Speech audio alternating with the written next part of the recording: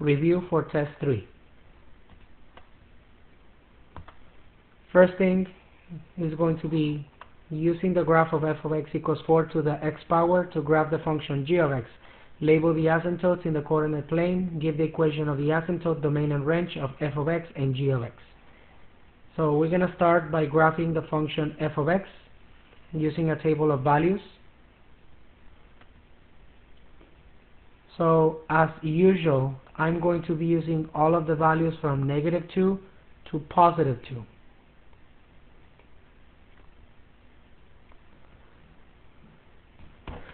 So x equals -2, x equals -1, 0, +1, and +2. So when I substitute them into the function, we're going to get 4 raised to the -2 power. Remember that the -2 power represents the reciprocal of 4, which would be 1 over 4 to the second power, which is 1 over 16, and 1/16 when divided is going to give us 0.1 or 0.06, which I'm just going to estimate it to a 0.1. Okay. Then the next one, if I have 4 raised to the -1 power, that one is going to give us the reciprocal, which is 1/4 to the first power, and that would be 0.25, so a quarter. The next one, anything raised to the 0 power always equals 1. 4 raised to the first power equals 4, and 4 raised to the second power equals to 16. So this function f of x is going to give us the following points. I'm just going to write them on the side. -2, 0.1, -1, 0.25, 0, 1, 1, 4, and 2, and 16. So when these points are graphed, -2 and 0.1, where is 0.1 located? So it's basically 1/10 of 1. So we're looking at something very small down here. Then at -1, the value of y is going to be 0.25, which is like a quarter. So we're talking about somewhere over here. The next one, when x is equal to 0, y is equal to 1. When x is equal to 1, y is equal to 4. And the last one, when x is equal to 2, y is equal to 16, which that one is way up here, so we cannot see it. So when we connect these points, this is what's going to happen. You see that the graph keeps increasing, increasing, increasing, and then it disappears after x equals 1. Now let's remember some facts about the exponential functions. Now, as we decrease the value of x, as we go to the negative side, look at the values of y. So what's happening to the value of y is that the value of y is decreasing and decreasing. But anytime we have a negative number, all it's going to do is never going to become a negative, because we're getting the reciprocal of the fraction. So the only thing that's going to happen is that the fraction is going to keep getting smaller and smaller. So what does that mean? It means that the value of y is going to be constantly decreasing and decreasing to the number 0. So as I keep moving this graph to the left side, the value of y keeps approaching and approaching and approaching, but it never gets to the x-axis, which is the y equals 0. So what does that mean? That there is a horizontal asymptote right here at y equals 0. What does it mean by a horizontal asymptote? It means what I just mentioned, that the graph of this function is going to keep approaching 0, but it will never get to 0. So now we can answer a couple of things from the function f of x. Those are things that we need to answer, so I'm going to put them down here.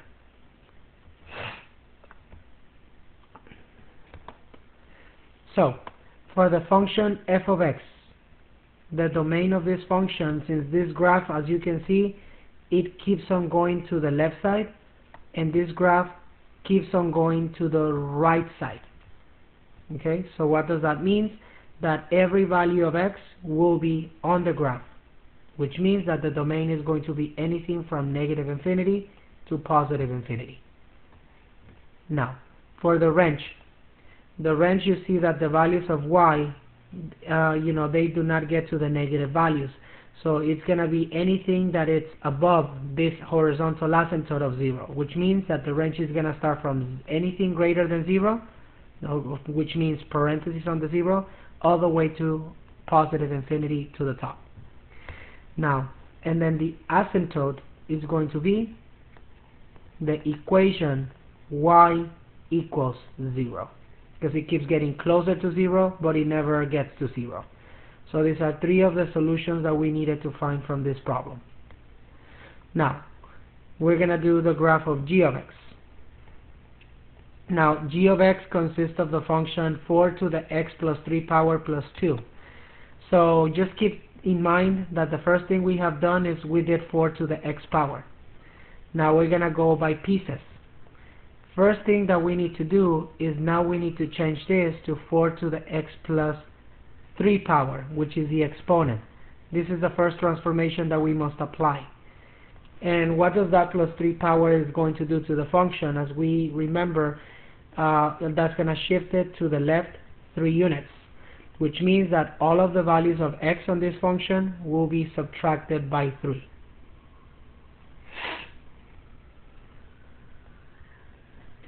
So if I subtract these x values by 3, then we're going to get the following points. Negative 5, comma, 0.1. Negative 4, comma, 0.25. Negative 3, comma, 1. Negative 2, comma, 4. And negative 1, comma, and 16. Then what is the next thing that's going to happen? Well, we have another transformation there. Now, this is going to basically create g of x, which is what we want. We have already done 4 raised to the x plus 3, but there's one more transformation that you can see there, which is a plus 2 on the side. So this plus 2 on the side, what effect is it going to have? It is going to shift the function vertically upward by 2 units. So which means that every value of y is going to be added 2 units. That is the only thing that changes when you shift a function up or down. The value of y gets added that constant or subtracted that constant. So we're going to have negative 5, comma, 2.1. Negative 4, comma, 2.25. Negative 3, comma, 3. Negative 2, comma, 6. Negative 1, comma, 18. So when we graph this function g of x, this is what it's going to look like. When x is negative 5, y is equal to 2.1. So we already know what the 0.1 is approximately located. So 2 and 0.1 right here. When x is equal to negative 4, y is equal to 2 1/4, which is going to be somewhere in here. When x is equal to negative 3, y is equal to 3, which is going to be up here. When x is equal to negative 2, y is equal to 6. And at negative 1, the value of y is very high, so we cannot see it anymore. So when we connect these points, we see that the graph keeps increasing slowly, and then it increases very fast and disappears. Now, let's keep something in mind here, that since the graph of this function was shifted up 2 units, what does that mean? That means that the horizontal asymptote that we originally had at 0 is also going to be shifted up 2 units. So my new horizontal asymptote for this function is going to be located at y is equal to 2. What does it mean? That the graph of that function, as it goes to the left side, as it decreases the value of x, is going to keep getting closer and closer and closer to the value of 2, but it will never get to 2. So then we can answer, this is the function g of x. We can answer a couple of things from g of x already. So for the function g of x, we can already see that the domain of this function is going to be any number from negative infinity, because this graph keeps on going all the way to the left side, to positive infinity because it keeps on going all the way to the right side, which means that every value of x will be on the graph. So domain of this function is negative infinity to positive infinity. The range of this function, as we can see, my new value of y that it starts on, it's going to start from positive 2. Well, not at positive 2 because it's not included, but anything higher than positive 2. So my range of this function is going to start from positive 2, and it goes all the way up to infinity. And to complete this question, the asymptote of g of x is going to be the new line that we created, which is y equals to 2, because this graph of g of x keeps approaching, but it never gets to y equals to 2. And this is the complete graph of this function.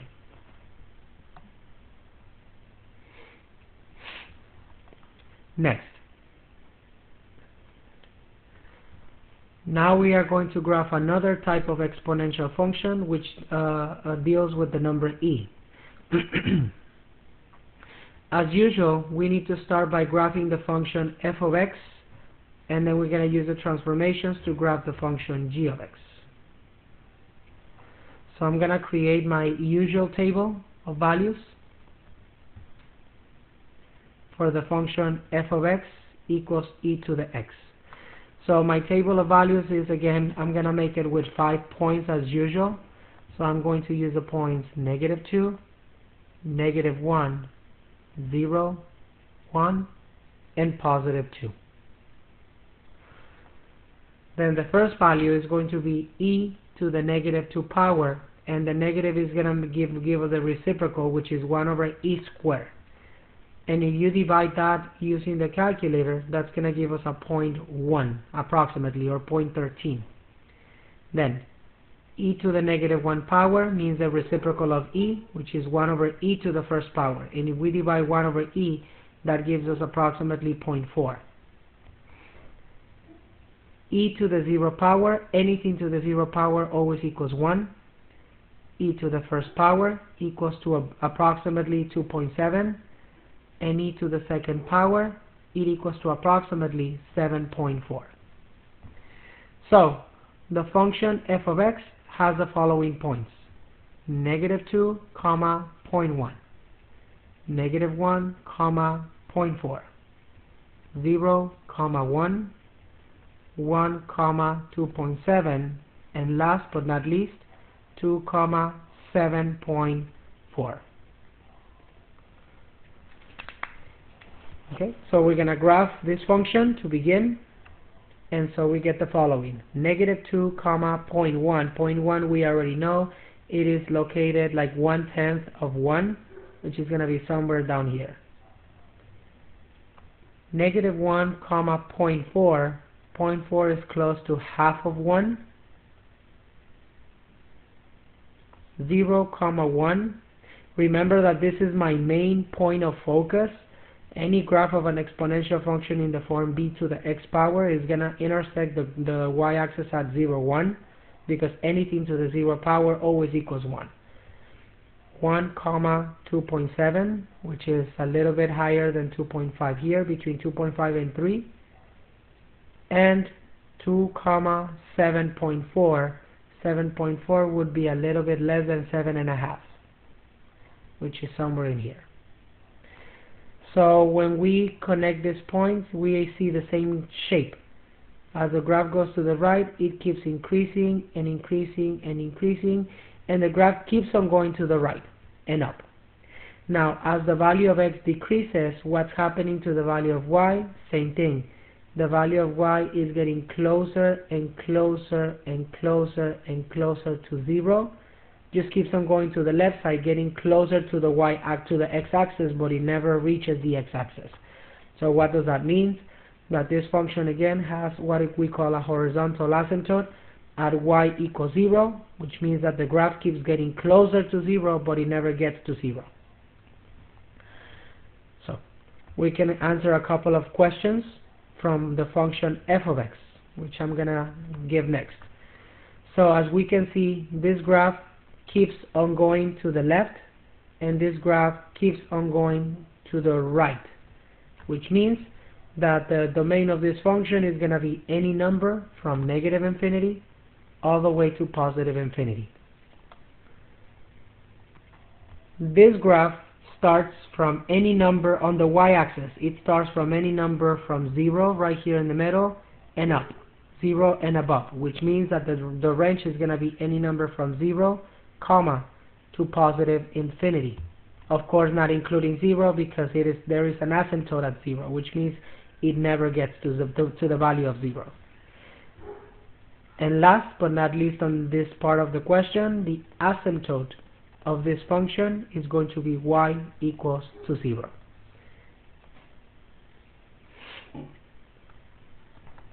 Next, now we need to create the sketch for the function g of x.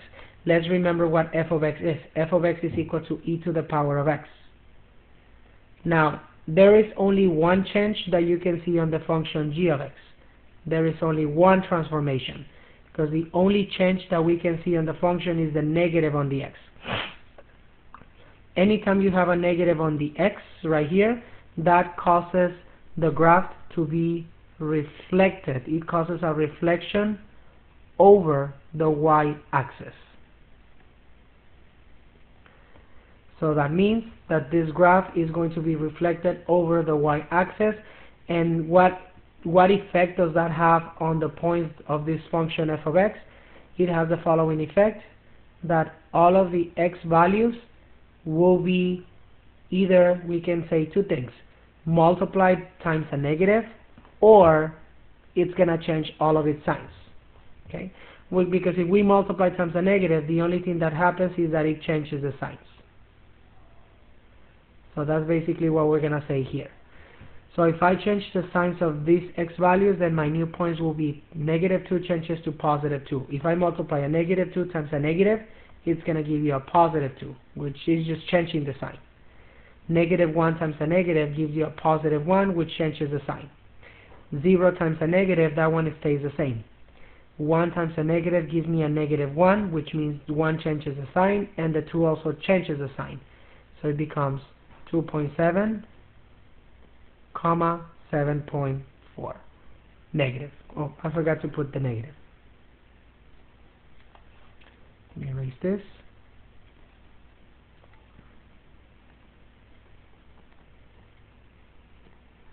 Next, let's go ahead and create the sketch of this function. So 2, comma 0.1. 0.1, when x is equal to 2, y is equal to 0.1, which 0.1 is 1/10 of 1, somewhere in here. Then 1, comma 0.4. That would be a little bit less than half of 1. 0, comma, and 1. That one stayed the same. Negative 1, comma 2.7, which is somewhere in here. Negative 2, comma 7.4, which is somewhere up here. And just like we said, now the graph is coming down, as we can see. So the graph is coming down from the top. And once it keeps getting closer to the x-axis, it keeps decreasing and decreasing, but it will never touch the x-axis. So the same thing is happening to this function. We see that the value of y, as the value of x increases, right here, as the value of x increases, the value of y is decreasing to 0. Okay, so that's what's going to happen to this function. So this is my function g of x and my function f of x. Now, let's finish up by giving the domain and range of the function g of x. So for this function, the domain, you see that the graph keeps on going to the left side and the graph keeps on going to the right side. So what does it mean? That every value of x from negative infinity to positive infinity will be on the graph. So that is my domain. Second, for the range, we see that this graph also never gets to 0, so it's going to be anything higher than 0 on the y. So that means that the range is anything from 0, not including 0, all the way to positive infinity. And last but not least, the asymptote of this function would be still y equals to 0. So g of x has the same information as f of x. The only thing that was different, it was the g of x, it was a reflection of f of x over the y-axis. Next. Now we're going to work on a logistic model. The logistic growth function f of t equals 680 divided by 1 plus 21.7 times e raised to the power of negative 0.15t. This function describes the population of a species of butterflies 2 months after they are introduced to a non-threatening habitat. Question is, how many butterflies are expected in the habitat after 10 months? So 10 months means t is the number of months, t represents the number of months, so t is equal to 10. So they want you to find the number of butterflies, f of t, when t is equal to 10. Basically, what are we supposed to do? We're going to substitute the value of t with a 10 in this function. So we're going to start like this. F of 10 equals 680 divided by, then, well, I'm going to do this after, 1 plus 21.7 times e raised to the negative 0.15t. Then, to put this in the calculator, now you have a TI-83 or TI-84. Now for TI-84s, I think they put them in the form of a fraction, so it will be a little bit different. So since yours is on your TI-84, it puts it as a fraction, you wouldn't have to do the parentheses that I'm going to do. So if you have a TI-83, this is the way you place it into the calculator. So 680 divided by, and then the denominator, since it contains more than one value, you need to make sure that you put everything in the denominator in parentheses. That would be 1 plus 21.7 times e raised to the power of negative 0.15 times, and then you put the t, which is equal to 10, and close the two parentheses there. The parenthesis of the exponent and the parenthesis of the fraction on the denominator. And it tells us that after 10 months, there are going to be approximately, I mean, if we round to the nearest whole number, it would be approximately 116 butterflies.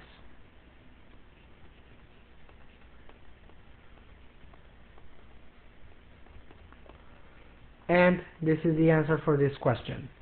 After 10 months, there will be approximately 116 butterflies in the environment.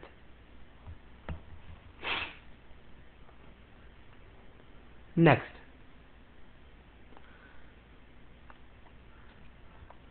Now we are going to graph a logarithmic function.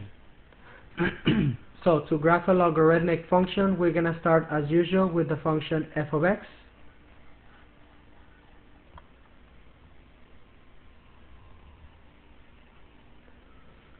Okay, but on this one, first thing that we have to do is that we need to rewrite this function in exponential form. So remember that this one is, the f of x represents y. And since this log does not have a base, this is a common log. What does it mean? That the base is by definition a 10. So if we rewrite this function in exponential form, remember that this is the base and the y represents the exponent. So this is the same as 10 raised to the y power must be equal to x, which is this value. Then, using this equation, now there is one way of graphing it, which means that you can graph the inverse of that, which is y equals to 10 to the x power, and then you switch the values of x and y to get the logarithmic function, because remember that the logarithmic function is the inverse of the exponential function. Or we can just go directly to doing the following. Since this equation is solved for x, then when you create your table, you have to substitute your values into the y. So my values in the table are going, my -2, -1, 0, 1, and 2 would be my values of y. So I'm going to go and put them here. -2, -1, 0, 1, and +2. So when I substitute them, this is going to be 10 to the y, which is -2, and if we put that into the calculator, is 0.01. 10 raised to the -1, which is, or we can get the reciprocal. This 10 to the -2 is the same as 1 over 10 squared, which is 1 over 100. 1 divided by 100 is the same as 0.01. 10 to the -1 is 1/10. 1 divided by 10, which is the same as 0.1. Anything to the 0 power is always going to give us 1. 10 to the first power is going to give us 10. And 10 to the second power is going to give us 100. So, for the function f of x, this is my table. 0.01, -2. 0.1, -1. 1, 0. 10, 1. And 100, and 2. Let's go ahead and create the sketch of this function f of x. So when x is equal to 0.01, it's basically, it is a very small value that is almost on the y-axis. The y value is going to be -2, so we're talking about a point that is almost on the y-axis down here. Then when x is equal to 0.1, which is 1/10 right here, the y value is going to be -1, so it's going to be somewhere in here. When x is equal to 1, y is equal to 0. Next one is when x is equal to 10, y is equal to 1, and then the graph disappears to the right. So this graph is going to keep increasing very, very slowly. It keeps increasing and increasing and increasing very, very slowly, okay, as it goes to the right. Now, what happens as the value of y is being decreased, or what happens as the value of x is being decreased? As you can see, the value of y, it is decreasing. So, or we can talk about it this way. As the value of y decreases right here all the way down to -infinity, look at your values of x. The values of x are becoming smaller and smaller, but again, they're getting close to 0. Because this one is 0.1, 0.01, the next one will be 0.001, 0.0001, and so on and so on and so on. So what does that mean? On the logarithmic functions, by definition, we're going to have a vertical asymptote at x equals to 0, which means that this graph is going to keep getting closer and closer and closer to the y-axis, which is the value of x equals to 0, but it will never get to 0. So the graph just keeps going down. So we're going to put right here, there is a vertical asymptote on the line x equals to 0. So we're going to write the information down here. So we need three things. The domain of f of x, you see that the domain, it starts from the middle at 0, but not including 0. So it's parentheses 0, and the graph keeps going all the way to the right. So it keeps increasing and then it keeps going to the right, which means that it is going to touch all of the values of x on the right side, which means it's going to go to +infinity. Now, for the range, this graph keeps on going all the way down to -infinity, and as you can see, the graph also keeps on going all the way up to +infinity.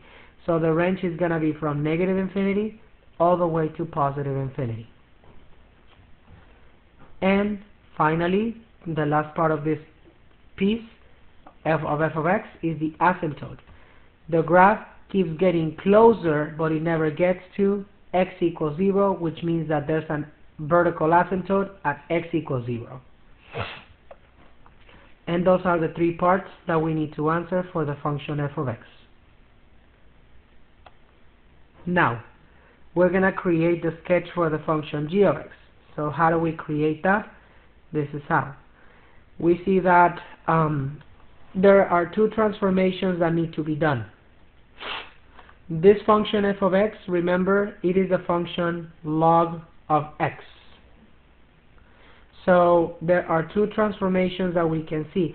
I am going to first of all remind you of something. I am going to rewrite this function so you basically see the actual transformations. That function g of x, that 5 that is in the front, that means a plus 5. So it is the same as the following: negative log x plus 5. So that plus 5 basically is my vertical shift. Okay, it is being added on the side, so that means it's going to make the function shift up or down. In this case, it's going to be upward. So, but then there's another transformation. First, we need to do this negative, right? That is the first transformation that needs to be applied. So if I do the negative, then after log x, we're going to do negative log x. That negative, as we can remember, is going to cause a reflection over the x-axis.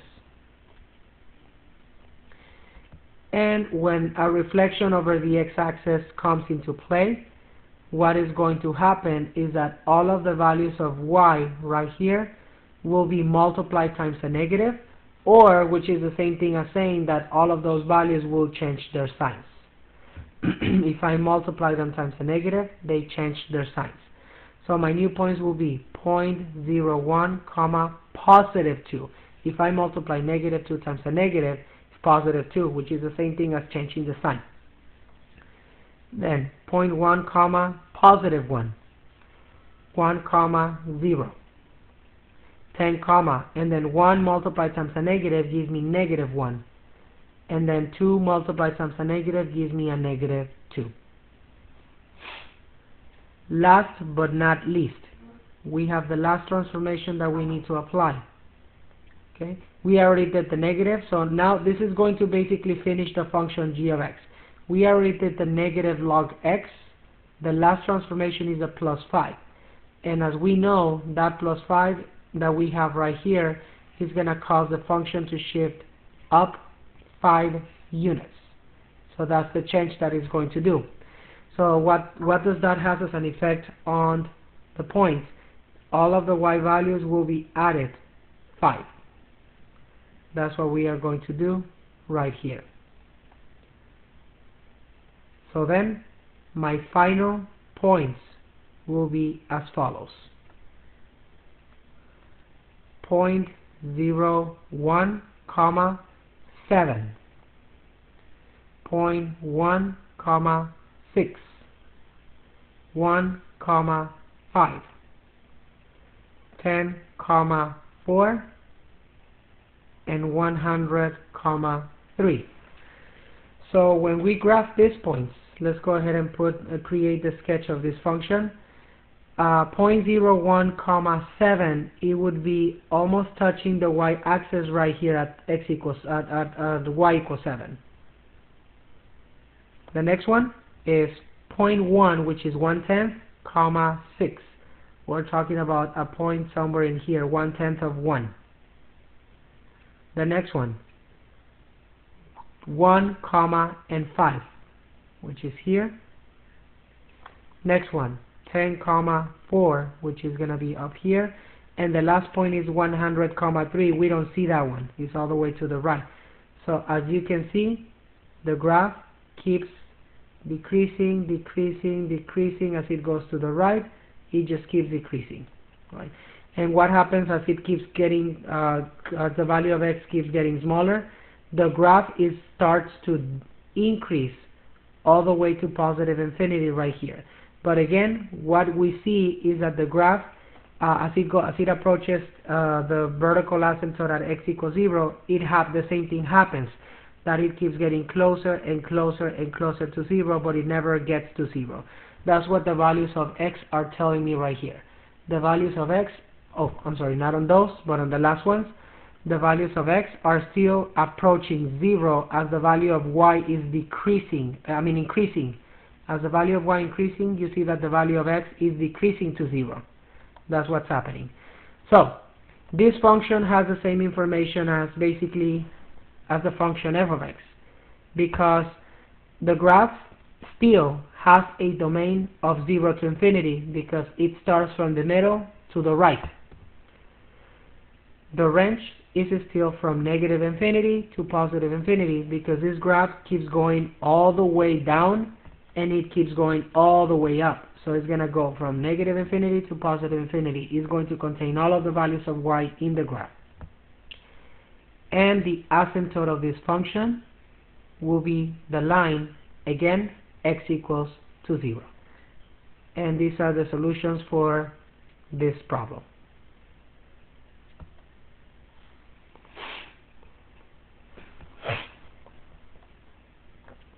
Next, now we are going to graph this function, okay? F of x, we're going to use the graph of f of x to obtain the graph of g of x. Now, the first thing that we need to do is we need to start graphing the function f of x. So we're going to follow the same strategy that we use to graph a logarithmic function. First thing, I'm going to change the f of x to y. And what I need to do, I need to rewrite this equation in exponential form, keeping in mind that anytime we have a natural logarithm, the base of the log is always going to be e.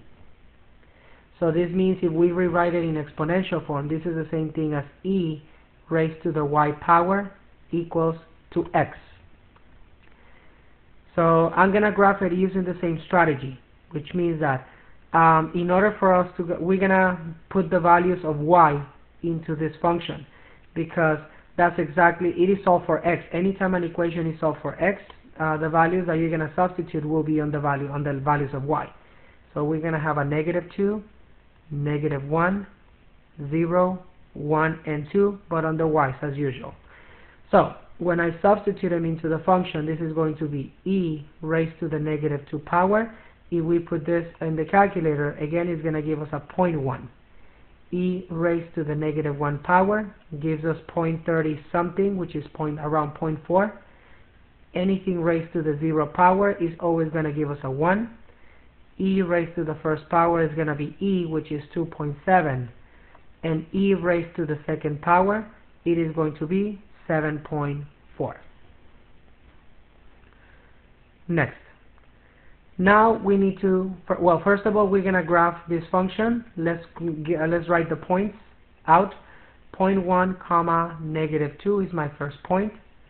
0.4 comma negative 1 is my second point. 1 comma 0 is my next point. 2.7 comma 1. And the last point is 7.4 comma positive 2. So this is the function e. ln of e, ln of x, ln base e of x. That's the function f of x. Right. Okay, so let's put those points into the graph to create a sketch. So 0.1, which is 1/10 of 1, and negative 2. That would be somewhere in here.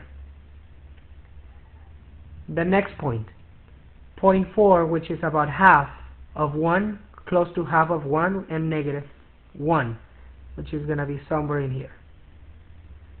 Next one, 1 comma 0. Next one, 2.7. 2.7 is somewhere in here, comma 1, right there.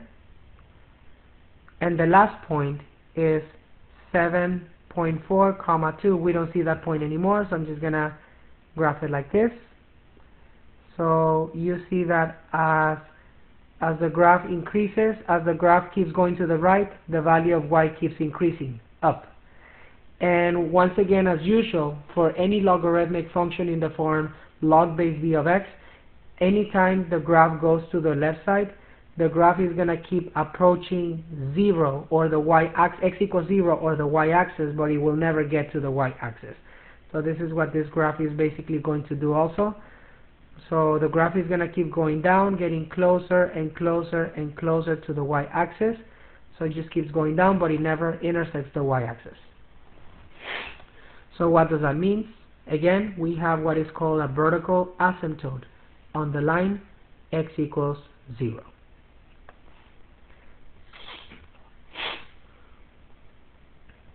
Next. Now we can already find a couple of items from this function f of x that we need to find. which is the domain, the range, and the asymptote. The domain, you see that it starts from the middle, so we're going to see it's going to be anything from 0 to positive infinity, anything from the middle to the right. The values of x include any number from the middle, well, anything greater than 0, all the way to positive infinity. Now, for the range, you see that this graph keeps decreasing all the way down, and this graph, it is actually increasing. It's going to keep increasing all the way up. What does it mean? That means that any value is going to be on the graph. Any value of y is going to be on the graph. So the range is anything from negative infinity to positive infinity. And the asymptote of this function, this graph keeps getting closer to 0, to x equals 0, but it never touches 0. So it would be x equals to 0 would be my vertical asymptote. Next. Now we are going to graph the function g of x. And g of x consists of two transformations. Now, right here, I'm going to do the two transformations one at a time. First of all, let's go ahead and do the 3 ln of x. Now, the 3 in the front, if you remember, it is going to stretch the graph vertically upward. This is going to create a vertical stretch. And what does it mean by a vertical stretch? It means that it is going to multiply all of the y values right here times that constant 3. That's what that is going to do. It is going to multiply all of the y values times 3.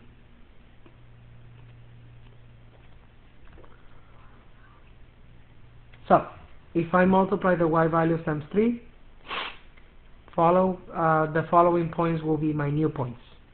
0.1, comma, negative 6. 0.4, comma, negative 3. Just keep in mind this is a times. Okay. Then 1, comma, 0. 2.7, comma, 3. 7.4, comma, 6. Last but not least, now the next transformation is going to create my function g of x, which is what we want. That we're going to add the negative. That negative in the front, we already talked about it. It is going to create a reflection over the y-axis, the x-axis, I'm sorry. It is going to create a reflection over the x-axis. And what does that mean? That all of the values of y right here, what is going to happen is that all of them will be multiplied times a negative. Multiplied times a negative, we talked about that. It means that they're going to change the signs. That's basically what's going to happen. Anytime I multiply something times a negative, it changes the signs. Okay. So then my new points will be 0.1, comma, positive 6. 0.4, comma, positive 3, 1, comma, 0, 0 doesn't change, 2.7, comma, negative 3, and 7.4, comma, negative 6. And those are the points for the function g of x. Let's go ahead and create a sketch of g of x now. So, when x is equal to 0.1, then y is equal to 6. That's what's going to happen here. So when x is equal to 0.1, somewhere in here, y is going to go all the way up to 6 up here. Next one, when x is equal to 0.4, which is close to half, y is going to be equal to 3. So this is where it's going to be, somewhere in here. Oh, 4. I'm sorry. Oh no, yeah, 0.4, comma 3. So it is correct. When x is equal to 1, y is equal to 0 right here. When x is equal to 2.7 right here, y is going to be equal to negative 3 down here. And the last point, we cannot see it, right? 7.4 is all over to the right. So what we see is that the graph is going to start decreasing. That's what's going to happen next. It's going to start decreasing, decreases right here, then it keeps decreasing right here, and then it keeps decreasing right here, and then it starts going to the right, keeps on going to the right, keeps on going to the right. See? So this is what's going to happen to this function, that as the value of y, as the value of x increases, the value of y is decreasing to negative infinity. So, and then what happens as the graph keeps decreasing, keeps getting closer to 0 right here, which is keeps getting closer to my y-axis, we see that the values of y are getting closer, the values of x are getting closer and closer and closer to the y-axis, but it never reaches the y-axis. So in other words, it just keeps going up, getting closer to the y-axis. So this is my function g of x. So let's answer the following questions. So the domain of this function, once again, is going to start from 0 to infinity because it gets closer to 0, but it never gets to 0. So it starts from anything greater than 0, and it keeps going all the way to the right. So it keeps going to infinity. My range, this function keeps going all the way down, and this function keeps going all the way up. So what does it mean? That it is going to touch every value of y. So the range is going to be anything from negative infinity to positive infinity.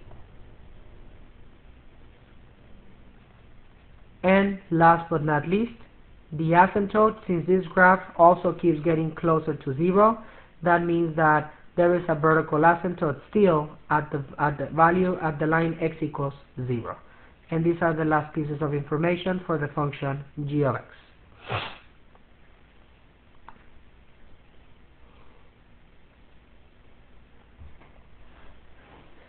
Next. Next thing we're going to do is we're going to use the properties of logarithms to expand the logarithmic expression as much as possible. Where possible, we are going to evaluate logarithmic expressions. Alright, so first thing that we are going to apply here is, you see that there is a division on this logarithm. And according to the quotient rule, anytime there's a division, we're going to expand it with using the following rule. Log base b of m divided by n, we are going to expand it into log base b of m minus log base b of n. So what does that mean? Right here we are going to rewrite this into two logs. We're going to expand it, we're going to separate it. It will be the log of the numerator, that's basically what the rule says, minus the log of the denominator. Log base 11 of the denominator, which is y squared x.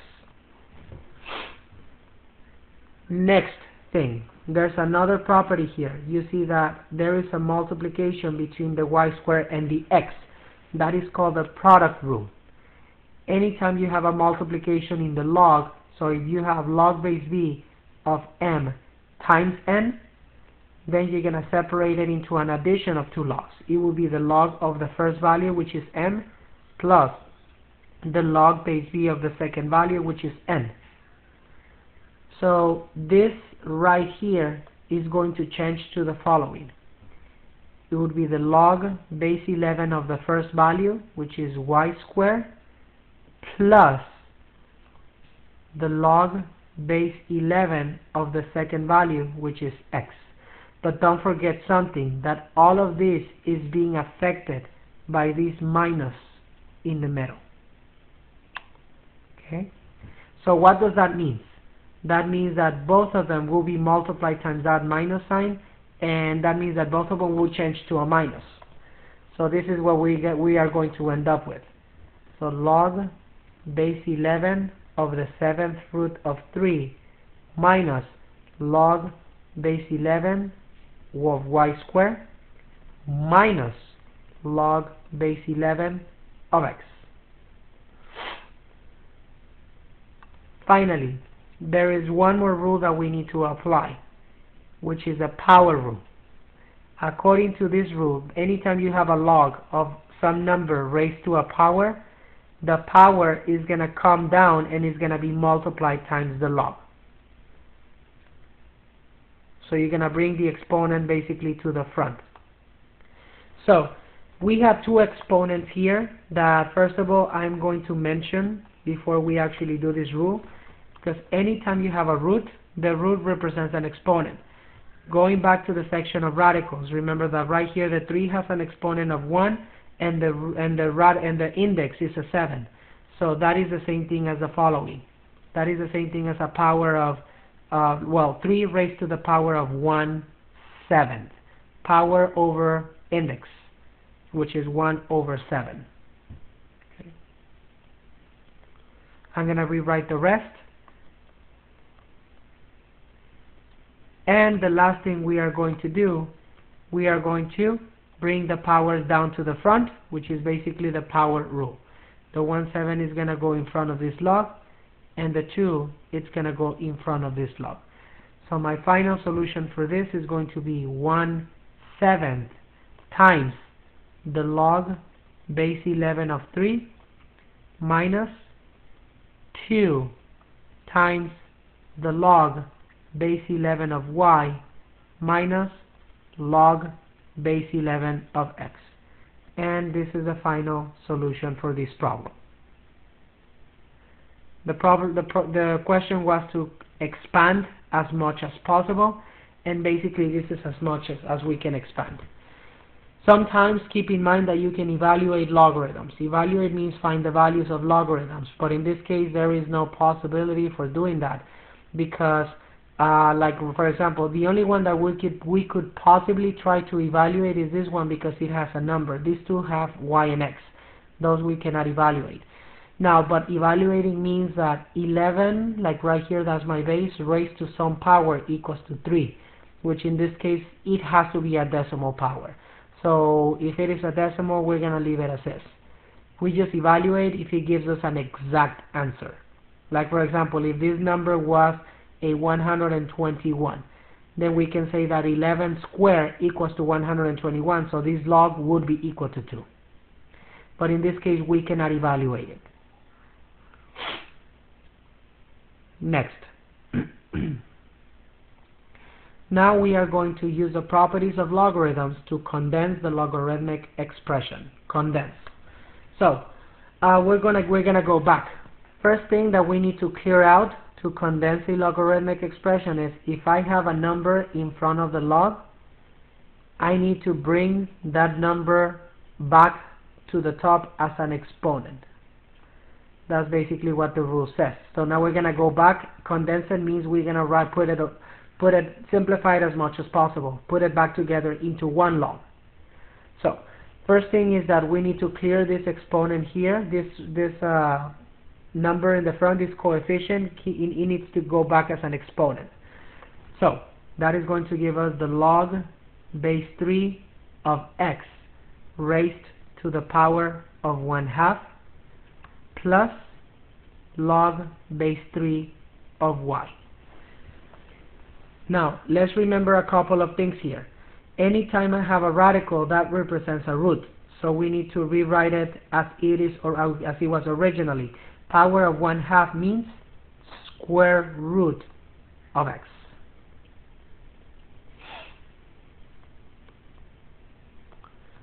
Next rule. Now, there is an addition of two logs. Anytime I have an addition of two logs, we are going to condense it or combine it using a multiplication. So we are going to multiply the values in one log. So it will be log base b of m plus log base b of n equals log base b of m times n. So in this case, that's what we are going to do. Log base 3 of square root of x plus log base 3 of y would be log base 3 of square root of x times y. I'm just going to throw the y to the front. It would be y times square root of x. And this will be the final thing, because we don't have anything else to condense. Once the expression it is represented into one log, this is all that needs to be done.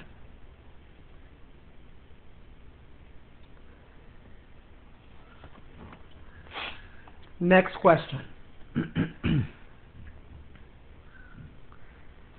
Now we are going to solve the exponential equation. Solve the following exponential equation, write the exact answer. Now, this is an exponential equation that I can recognize as we can make the bases into the same base. Okay, right here, the 27 can be turned into a 3. So this is one of the strategies. So 27 is the same as 3 times 3 times 3, which is going to be the same thing as 3 to the third power. But the strategy for this is for us to make this value and this value into the same base. Now, right here, they are still not the same base, but we can do one more modification, and that modification is this. I can get the reciprocal of this number to make it into a 3, right? If I do the reciprocal, that's going to be a 3 over 1, which is just 3. But as a consequence, the reciprocal is going to give you a negative on the exponent. Anytime you have a negative on the exponent, that basically creates a reciprocal of the number. Okay, so now we have the same basis on both sides, and by definition of the exponential equations, if the two bases are equal, then this exponent must be the same as that exponent. So we're going to equal the exponents to each other. 6 minus 3x must be equal to negative 3. And what we do, we solve for x. So I'm going to subtract the 6 on both sides. That gives us negative 3x equals negative 9. And then divide both sides by negative 3. So this gives us x is equal to positive 3. And this is the solution for this equation. There is another way of approaching this problem that will always work. If you get stuck and you cannot make the bases into the same base, then you have the option of using logarithms to solve it. Okay, this is also an option that we have that we can use here. So, for example, right here, if I want to use logarithms to solve it because I cannot make the bases into the same base, then we can do the following. First off, we need to make sure that we isolate the exponential expression. The exponential expression right here, it is the 3 raised to the power of 6 minus 3x. This is the exponential expression. Isolated means that it must be by itself on the left side of the equation, which in this case, you see that it is by itself already. Step number 2. Okay, so, well, I'm just going to write the steps. Step number 1 would be isolate the exponential. Step number 2 says that you're going to put a log or natural log on both sides. What I used to do, I just put the natural log on both sides. Okay, so we're going to put the following. I'm going to put an ln on the left side of this equation.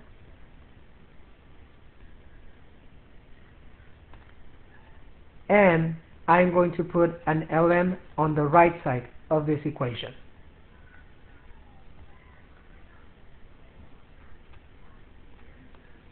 Okay.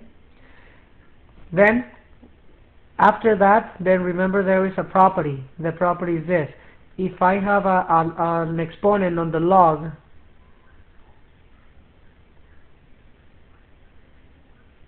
I can bring the exponent to the front. That would be this. That's what I'm going to do next. This exponent right here, I can bring it back to the front. So that's going to give me 6 minus 3x times the ln of 3. This is a times right here. Times the ln of 3 equals ln of 1 over 27. Then I need to solve for x. That would be my step 4. Solve for x in this case, or solve for the variable. So if I want to solve for x, all I have to do here is, first of all, I'm going to divide the ln of 3 on both sides. And that's going to give me 6 minus 3x equals. And then if I divide that using the calculator, ln I'm just going to put ln of 1 over 27 divided by ln of 3. That gives us an answer of -3. And then we are back on the same boat. So if I want to solve for x, I subtract 6 from both sides. So that gives me -3 equals -9, and then divide both sides by -3. So that gives me x is equal to +3. And that's basically the same solution, but using the process of putting logarithms on both sides. Okay, we can also solve for the exponent by adding logarithms. And remember that this method right here is the one that always works on exponential equations. Next, we're going to solve the following exponential equation and write the exact answer. This one with logarithms is going to be very, very difficult. So the best, I mean not difficult, but it's going to be long. So the best would be to try to solve it by making the bases into the same base. Okay, so right here the 8 is not a power of 4. So what does that mean? When you cannot make the 8 into a 4 raised to a power, that means that you need to reduce both bases into a smaller base. So the 4 is the same thing as 2 to the second power, and the 8 is the same thing as 2 times 2 times 2, which is 2 to the third power.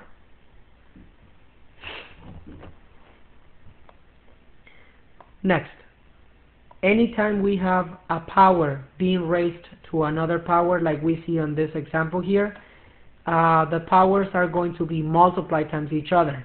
So that is called the power rule of exponents. So if I multiply this power here, we're going to get a 2x plus 4 as the power of this 2. And if I multiply these powers on the right side, we're going to get a 3x minus 18 as the power of this 2. Then we're going to use the property that tells us that if the two bases of this on the left side and on the right side are equal to each other, then this exponent must be equal to that exponent on the right side. So we're going to set the exponents equal to each other. 2x plus 4 must be equal to 3x minus 18. Then we're going to solve for x. So I'm going to move the 2x over to the other side, right here. So that gives me 4 equals to 1x minus 18. Then, last but not least, we're going to add the 18 to both sides, and that gives us x is equal to 22. And this is the solution for x in this problem. Now, we can still solve it using logarithms, but in this kind of cases that both of them have x on the exponent, it's going to make it very long to actually solve it with logarithms. So it would be best to try to make the bases into the same base in this problem. But still, you can always refer back to how solve it using logarithms by looking at section 4.4. Next, solve the following exponential equation. Write the exact answer. So, on this one, you see that these two bases, 4 and 7, they cannot be made into the same base no matter what we do, because 7 cannot be made into a 4 raised to a power, and 7 and 4, they cannot be rewritten into another base. So 4 can be written as 2 squared, but the 7 cannot.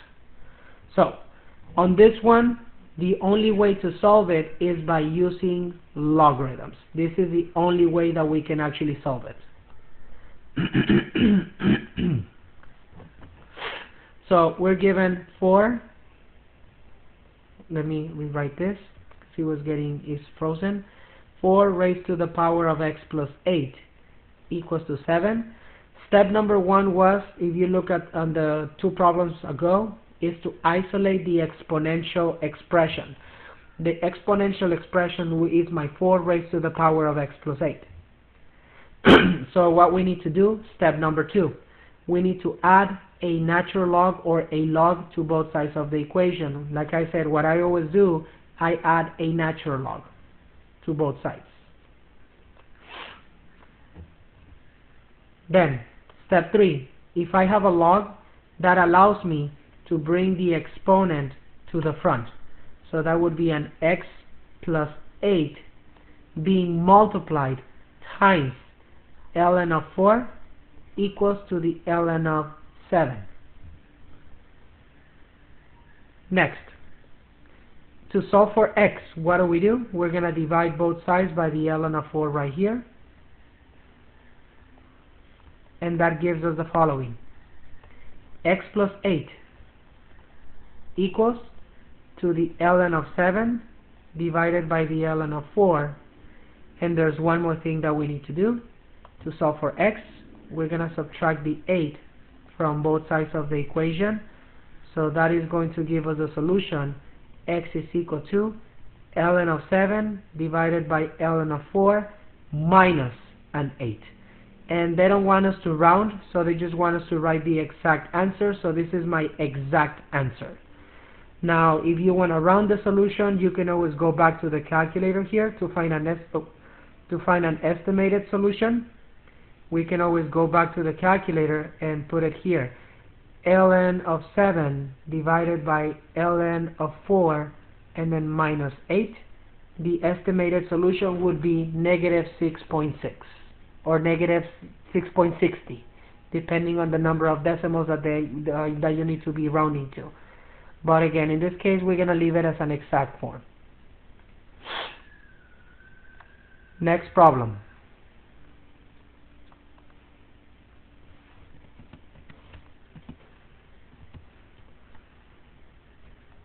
So on the next question, we are going to solve the following exponential equation and write the exact answer. Now you see that once again, these two bases right here, they cannot be made into the same base. Because e, in the first place, it is a decimal, it is an irrational number, it is a decimal. It is about 2.7. So in this case, we have to use logarithms to solve it again. So I'm going to put right here, using logarithms. That is the only way.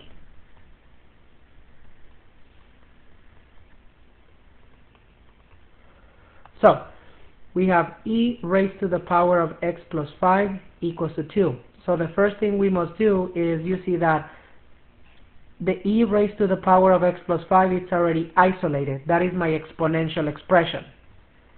So the second step in the process is going to be add a natural log on both sides of the equation.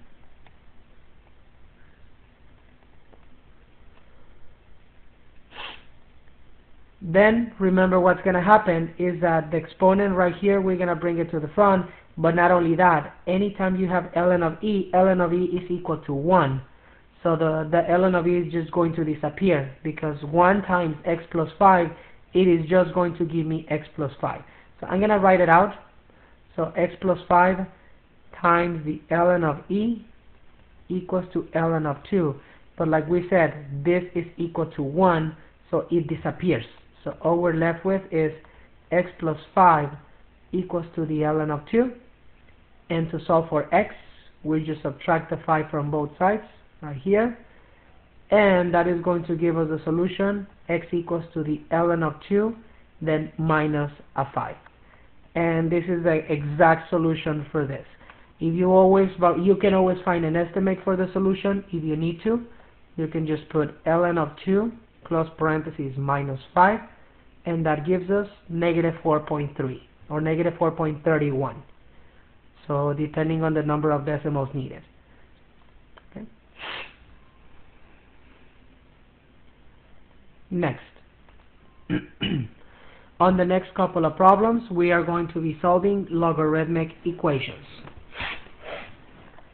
So, first step of solving a logarithmic equation is that we need to condense the logarithmic equation as much as possible. What does it mean? That we need to rewrite these two logs into one log. And as we see, there's an addition in between the two logs. So according to the rule, in order for me to condense it, anytime I have the log base v of n plus the log base v of n, I am going to condense it into the log base v of m times n. So we're going to rewrite it into one log into a multiplication. So this is log base b, which is log base 4 of m, which is x plus 5, plus log base b, which is 4 of n, which is x minus 1, equals log base b, which is 4 of m, which is x plus 5, times n, which is x minus 1. And of course, equals to 2.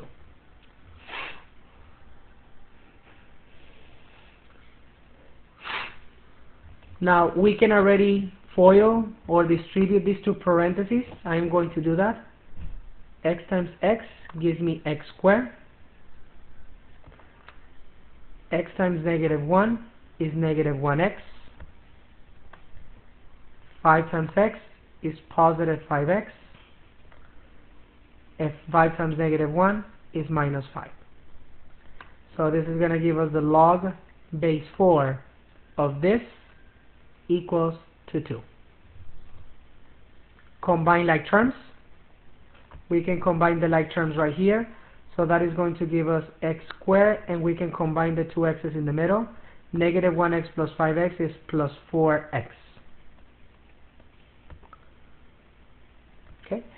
So we did the first step, which is we changed it into a multiplication inside. So now what are we going to do? Step number 2, we are going to rewrite it in exponential form. So if I have log base b of x equals to y, that is the same thing as b raised to the y power equals to x. In this problem, my b is going to be 4 raised to the y power, which is 2, equals to x, which is x squared plus 4x minus a 5. The next step in the process is we are going to solve for x. So, how do we solve for x? We are going to first square this number, which is going to be a 16, equals to x squared plus 4x minus 5. Since we need to factor, because this is a quadratic equation, we need to make sure that one side is equal to 0. So we're going to subtract the 16 from both sides first to make it an equal to 0. So we're going to get 0 equals x squared plus 4x. Negative 5 minus 16 is minus 21. And finally, we are going to get the factors of this equation. To factor it out, remember we're going to multiply a times c, which in this case the a is 1, right? So we multiply 1 times 21, which is 21. We need to get two numbers that multiply equal to 21, and when subtracted, they give me this number 4, so that would be 7 and 3, right? So we have a 7 and a 3, and the signs must be positive and negative in order for us to get a positive 4. Biggest number carries the sign right here, right? And of course then, since the value of a is 1, the last thing we have to do is divide by a, but in this case we don't have to divide because it is a 1, right? So we're just going to leave it like that. So my solutions for x right here would be x equals to negative 7, and this one is x equals to positive 3.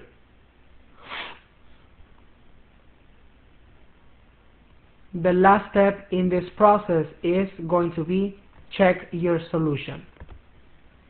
This is the last step in the process. Now to check the solution, we check the domain. That is the simplest way of checking the solution. Now if we go back to the top, we can determine the domain very easily. Remember that for the domain, this whatever is inside of the log right here must be a number greater than 0. So x plus 5 must be greater than 0. And if I solve for x, x must be greater than negative 5. If I move the 5 over to the other side, that's what it becomes. On this log, we say the same thing. We say that x minus 1 must be greater than 0, which means that if I leave the x by itself, x must be greater than positive 1. Those are the two domains on this expression. So we're going to put right here, x must be greater than negative 5, and x must be greater than 0. Now, we're just going to try one answer at a time. So let's start with x equals negative 7. is -7 greater than -5, true or false? That is going to be false automatically. So we don't have to continue. That means that -7, it is a non-real solution or extraneous solution of the equation. So it is not a solution of this equation. Okay. Then we do the same thing with the second solution. We're going to go ahead and check the solution x equals to 3. So that means that 3, which is x, is that greater than -5? That is true. And then 3, which is x, is that greater than 0? That is also true. So that means that 3 is the only real solution of this equation. -7 is not a real solution. The only solution, the real solution is +3.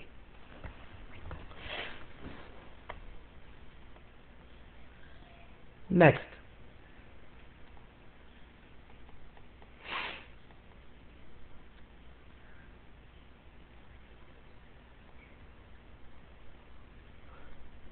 Now we are going to solve the following it was logarithmic equation, not exponential equation. Yes, it was supposed to be logarithmic equation right here. Okay. Solve the following logarithmic equation.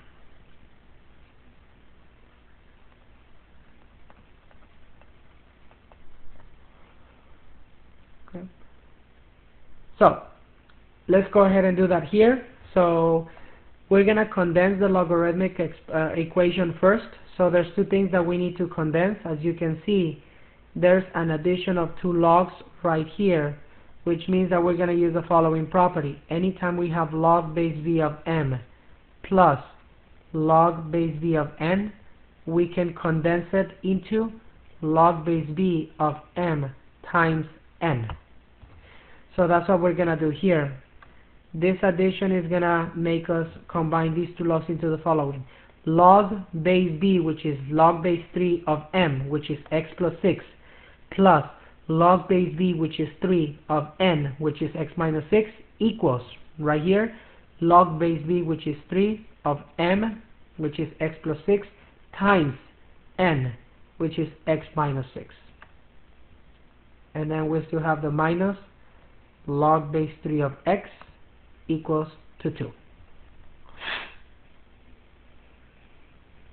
Next, now we can do the same thing with these 2 logs, but now we're going to use the following rule.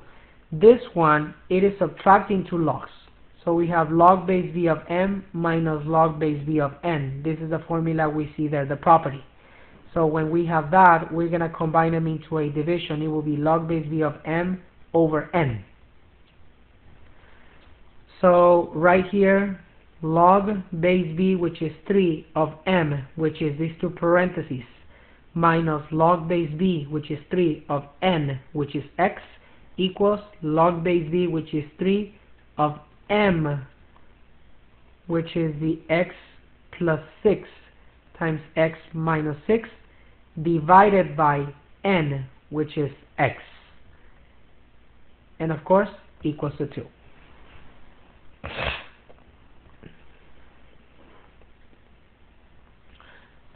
Next, now we need to do the third step in the process. Now, one thing that we can do already, we can FOIL the numerator there.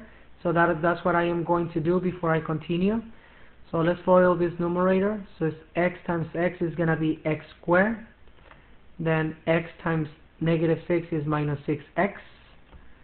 Then 6 times x is going to be plus 6x. And then 6 times -6 is minus 36. And then everything over x right here equals to 2.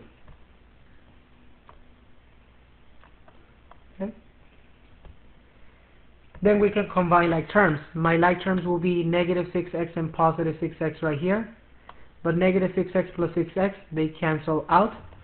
So all we're left with is log base 3 of x squared minus 36 over x equals to 2. Now we can go ahead and do step number 3 in the process. Step 3, it is going to be to rewrite it in exponential form.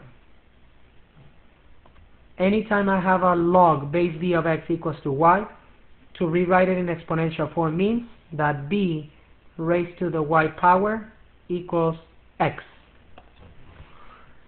So that would mean the following. The b right here is 3 raised to the x to the y power, which is 2, equals to x, and x is represented by x squared minus 36 over x.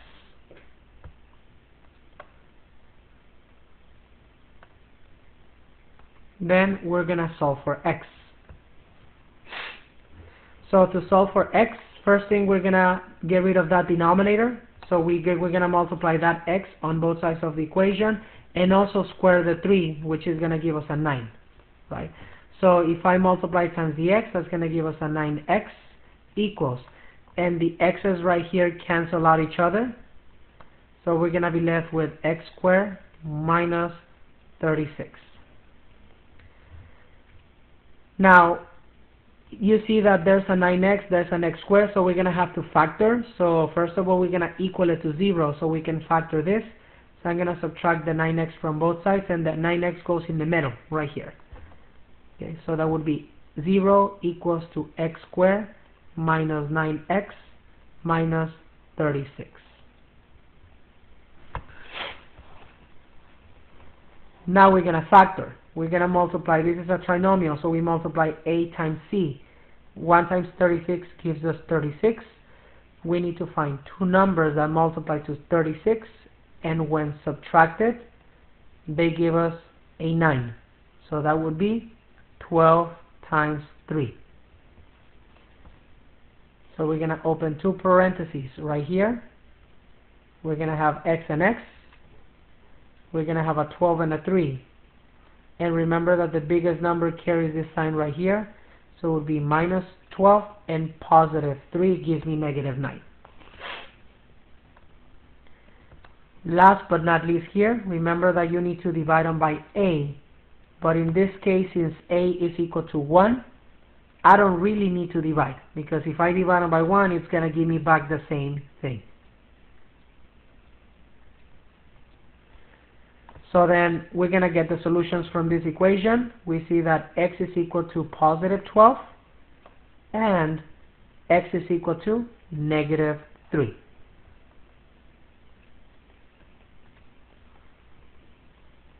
Last thing we have to do, we need to check the solutions. So to check the solutions, we're going to go back to the original logs and we're going to find the domain first. Let's go all the way back to the top. Right here, this one we know that x plus 6 must be greater than 0. So if I solve for x, x must be greater than negative 6. This one we know that x minus 6 must be greater than 0. So if we solve for x, x must be greater than positive 6. And this x by itself, x must be greater than 0. Those are the three domains. So x is greater than negative 6, x must be greater than 6, and x must be greater than 0.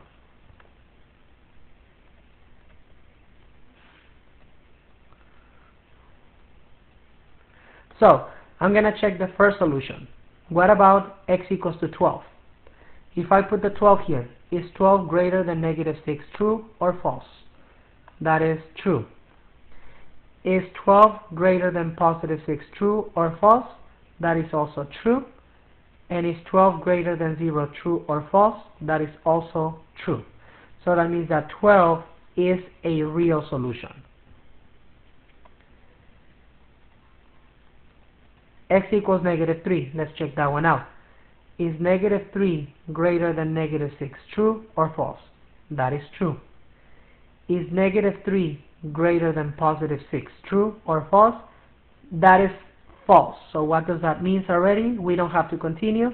Negative 3 is not in the domain, so it is not a real solution. Negative 3 is not a real solution. And that completes this question. So my only solution is x equals to 12.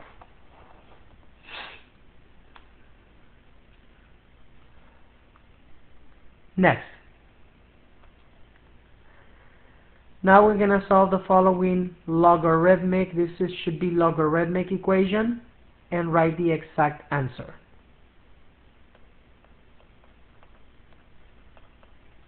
Okay, so first thing, again, we need to condense the logarithmic equation. Now the only side that needs to be condensed, as you can see, is the left side, because I have two logs.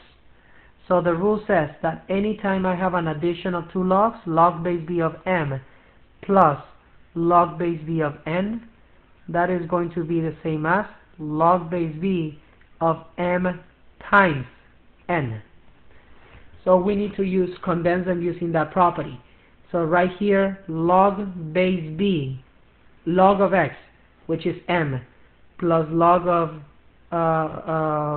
x plus 1, which is m, equals log of m plus n, which is log of m times n, which is log of x times x plus 1. And that equals to the log of 30.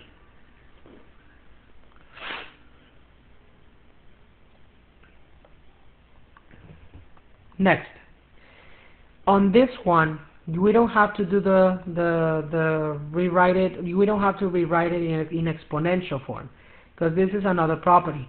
Anytime I have a log on both sides, if I tell you log base b of m equals to log base b of n, so right away, this is just a common sense property. It is called the one-to-one property of logs. That tells you that if this log of this base is equal to this log of this base, so right away, since this log is equal to this log, then by common sense, this value must be equal to that value. Basically, I can equal those values to each other and solve for the variable right there. So because if the logs are equal on both sides, then that means I can take off the logs and set these values equal to each other. So this means that x times x plus 1 must be equal to 30. Then what we are going to do, we're going to solve for x. So to solve for x, first thing is that we need to distribute right here. So that gives us x squared plus x equals 30. Then to continue solving for x, the next thing is going to be, we need to equal it to 0 on one side to factor. So I'm going to move the 30 over. So I'm going to do minus 30. And that is going to give us x squared plus x minus 30 equals 0. Then we're going to factor the trinomial by multiplying a times c, which is 1 times 30. That gives us a 30. So we need to find two numbers that multiply to 30. And when subtracted, they give us a 1 right here. So it's going to be 6 times 5. Open two parentheses. We have an x and an x. And we have a 6 and a 5, and remember that the biggest number will carry this sign right here, positive 6 and minus 5. 6 minus 5 equals to positive 1. Then you have to divide them by a, remember, but in this case, since a is equal to 1, if I divide by 1, the answer is going to stay the same. So it's not going to change. So I don't have to divide by 1. So then my solutions are x equals to negative 6 and x equals to positive 5.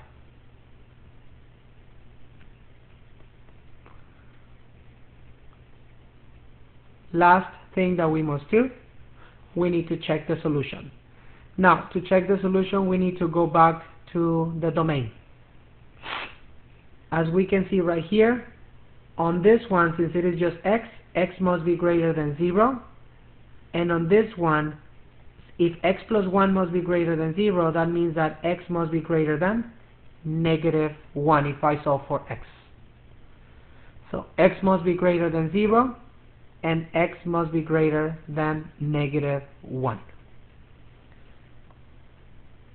Let's check the first solution. What if we want to check if x is equal to negative 6 is a real solution? Well, it has to satisfy the domain.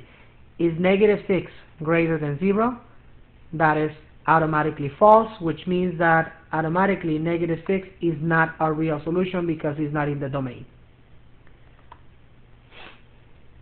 And the last solution, x equals 5. Is 5 greater than 0? That is going to be true. Is 5 greater than negative 1? That is also going to be true, so that means that 5 is a real solution of the equation. So that's my only solution in fact. X is equal to 5.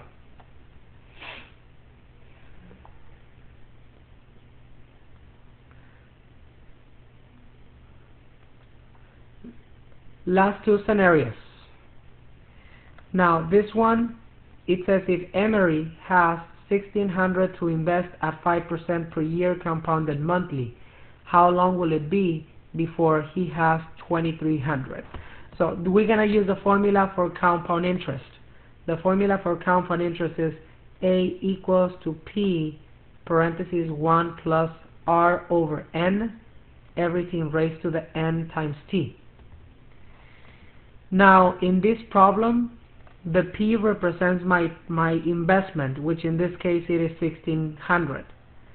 The R represents the interest rate, which in this case is 5%, but if we divide it by 100, 5 divided by 100% is going to be 0.05, or just move the decimal 2 times to the right. So that's what it's going to give you, 0.05. Compounded monthly means that the interest is going to be compounded every month, so that would be the value of N. N is equal to 12.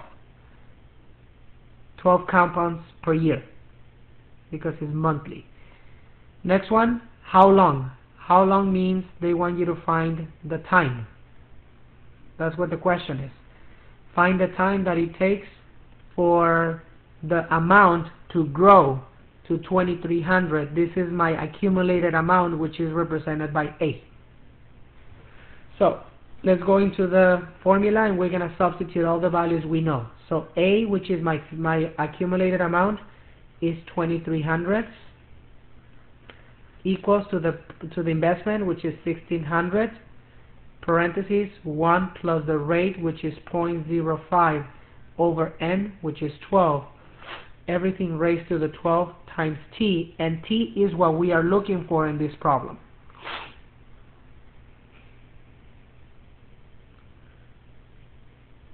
So to solve for the time, we have to follow the whole process of using natural logs, because you see that the variable is on the exponent, and anytime we need to solve for a variable on the exponent, we need to use the process involving logarithms to solve it.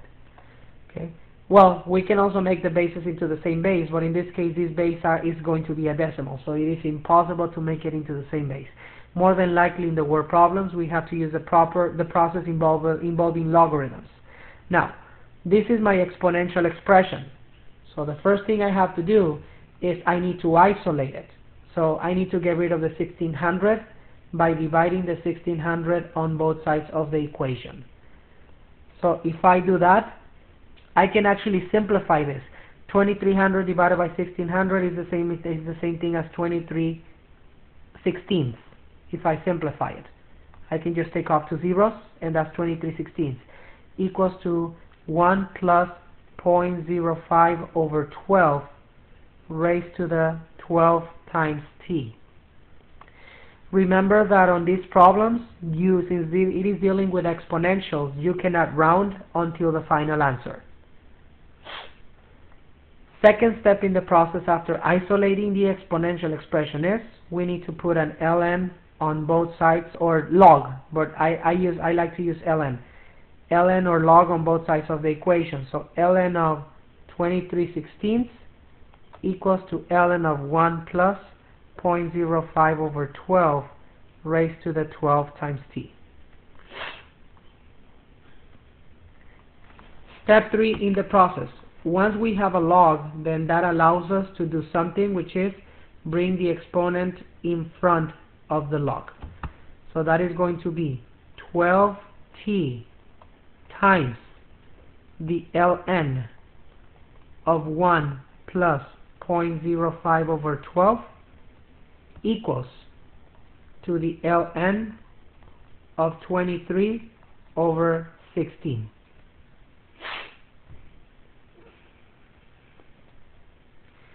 Next, what we need to do next is we need to solve for t. Now, to solve for t, there are two things that we need to do. We need to divide on both sides the 12, but also the ln of 1 plus 0.05 over 12. I need to divide both of them to get rid of those and leave the t by itself. Now, when we divide it, that's going to cancel, and that's going to cancel right here. So that's going to leave us the t by itself. Okay, so I'm going to approximate the answer. Now, when you put it into the calculator, let's remember that you can divide it all together, but you need to make sure you put everything on the bottom in another set of parentheses from the beginning before the 12 all the way to the end. Or you can just simply divide one of them and then divide the other one. That's also going to work. So if I put it all together, I will write it like this. ln of 23 over 16 divided by, open parentheses, 12 times the ln of 1 plus 0.05 over 12, and then I close the two parentheses, the parentheses of the ln of the bottom and the parentheses of the that I opened on the denominator, and that gives us 7.27. So they want us to round to the nearest 100. So that means that it is going to take approximately 7.27 years for the investment of 1600 to grow to 2300. Actually, they wanted 3 decimal places. So 7.273. I'm just going to put another one. 7.273 years. This is the number of years that it's going to approximately take for 1600 to grow to 2300 with an interest rate of 5% compounded monthly.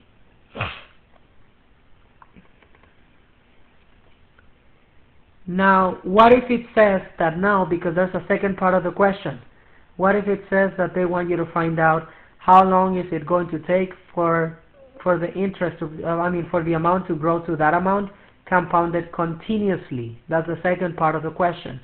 For continuous compounding, you have to use the other formula, which is P times E raised to the R times T. This one is for continuous compounding.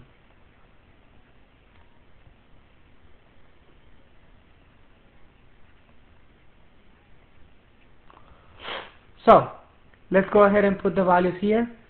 The A is going to be 2300 again, equals my investment is 1600 times E raised to the rate, which is 0.05 times T. And what we need to do is solve for T again. So again, since you see that we have an exponent, the variable is on the exponent, we need to treat it as an exponential equation. So we need to solve this equation using logarithms, as we did on the left side. So this is my exponential expression, the e raised to the 0.05t. So first of all, we need to isolate it. To isolate it, again, we're going to divide the 1600 on both sides of the equation. That is going to give us, I can simplify 2300 divided by 1600. I can just simplify to 23/16. That is equal to e raised to the 0.05 times t. Then, second step in the process, we are going to add an ln on both sides of the equation. So ln of 23/16 equals to ln of e raised to the 0.05 times t. Step 3, we're going to bring the exponent to the front. So that's going to be 0.05 times t, 0.05t times the ln of e equals to the ln of 23/16. Now remember that ln of e equals to 1, which means that ln of e disappears from the equation. So we're going to be left with ln of 23/16 equals to 0.05t. And the last step, to leave the t by itself, we're going to divide both sides by 0.05. And that is going to give us the time that is going to take for the amount to grow to 2300, from 1600 to 2300 at a continuous interest. So ln of 23/16 divided by 0.05 gives us an answer of 7.258. 7.258. So it's going to take approximately 7.258 years for the investment to grow to 2300 at a continuous compound.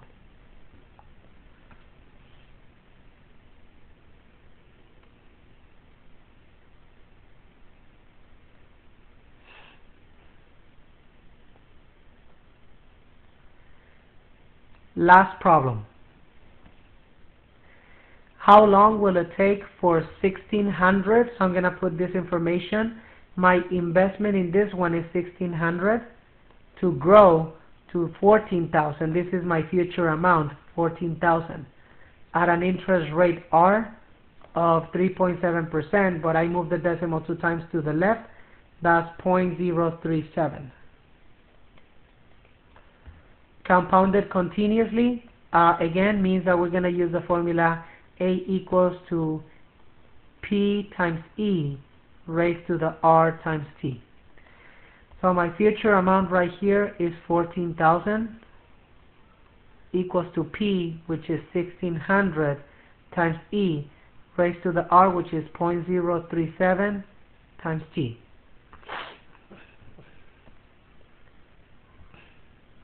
Now we need to first, to solve this equation, isolate the exponential expression, which is this, the e raised to the 0.037t.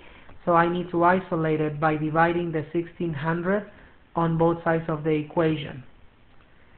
So we can simplify that. So you can simplify it by hand or with the calculator. So we simplify here in the calculator into a fraction. That gives us 35/4. So we're going to get 35/4 equals to e raised to the 0.037 times t. Then we need to add an ln on both sides of the equation. So ln on the left side and ln on the right side. So it will be ln of 35/4 equals to ln of e raised to the 0.037 times t. Next step in the process, we can bring the exponent to the front. That's the next thing we're going to do. So that is going to give us 0.037t times ln of e equals to the ln of 35/4. So ln of e, remember that equals to 1, so that just gives me the 0.037t on the right side. ln of e always cancels out. It simplifies to 1, I'm sorry. So that equals to ln of 35/4. Then to solve for t, we're just going to divide the 0.037 on both sides of the equation. And that is going to give us the t. So we're going to approximate it using the calculator again. So we put ln of 35/4, that divided by 0.037, that gives us an answer of, this one they want us to round to the nearest hundredth, which is 2 decimals, so it will be 58.62. So it's going to take about 58.62 years for an investment of continuous interest to grow from 1600 to 14,000 at a 3.7 interest rate.